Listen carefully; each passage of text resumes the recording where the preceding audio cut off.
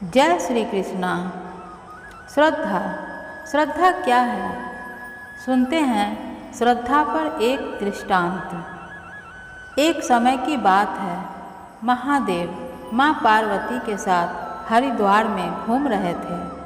माँ पार्वती ने देखा कि सहस्रों मनुष्य गंगा में नहा नहा कर हर हर करते चले जा रहे हैं, परंतु सभी दुखी और पाप परायण हैं।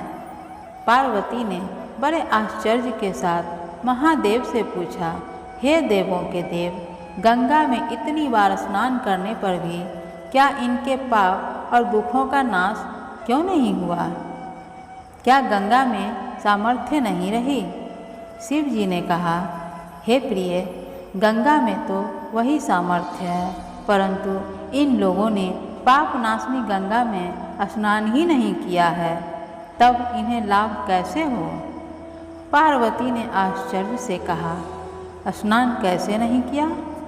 सभी तो नहा नहा कर आ रहे हैं, अभी तक इनके शरीर भी नहीं सूखे हैं। शिव जी ने कहा, ये केवल जल में डुबकी लगाकर आ रहे हैं, तुम्हें कल इसका रहस्य समझाऊंगा। दूसरे दिन बड़े जोर की बरसात होने लगी, गलियां कीचड़ से भर गईं।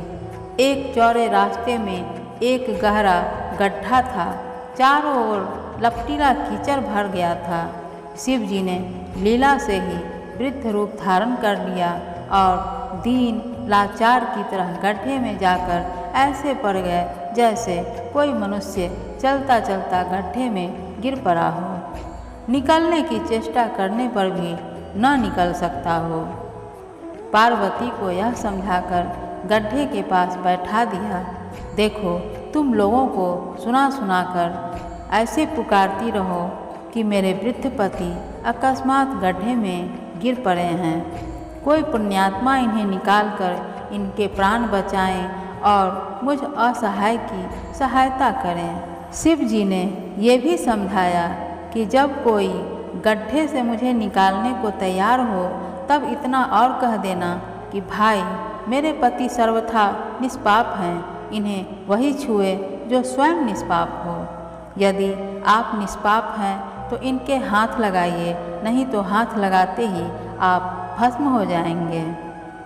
पार्वती तथास्तु कहकर गड्ढे के किनारे बैठ गई और आने जाने वालों को सुना सुनाकर शिव जी की सिखाई हुई बात को कहने लगी।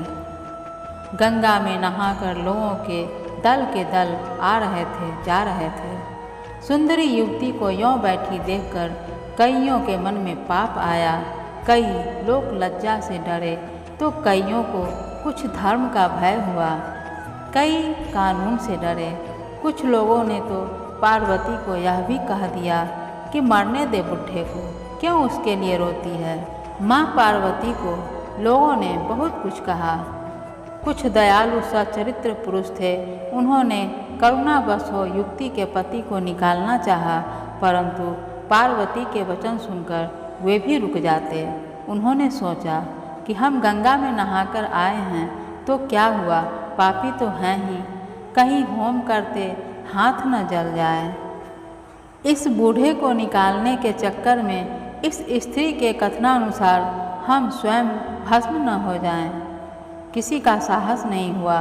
सैकड़ों आए, सैकड़ों ने पूछा और चले गए। संध्या हो चली थी। शिव जी ने कहा, पार्वती, देखा, आया कोई गंगा में नहाने वाला। थोड़ी देर बाद एक जवान आदमी हाथ में लोटा लिए हर हर करता हुआ निकला। पार्वती ने उससे भी वही बात कही। युवक का हृदय करुणा से भर आया। उसने शिव जी को निकालने की कोशिश की। पार्वती ने रोककर कहा, भाई, यदि तुम सर्वथा निष्पाप नहीं होगे तो मेरे पति को छूते ही जल जाओगे। उसने उसी समय बिना किसी संकोच के दृढ़ निश्चय के साथ माँ पार्वती से कहा, हे माता, मेरे निष्पाप होने में तुझे संदेह क्यों हो रहा है? देखा नहीं, मैं अभी गंगा नहा कर आया हूँ। भला गंगा में गोता लगाने के बाद भी कभी पाप रहते हैं? तेरे पति को मैं निकालता हूँ। युवक ने लपक कर बूढ़े को ऊपर उठा लिया। शिव पार्वती ने उसे अपना अधिकारी समझकर अपना असली रूप प्रकट कर उसे दर्शन देकर कृतार्थ किया।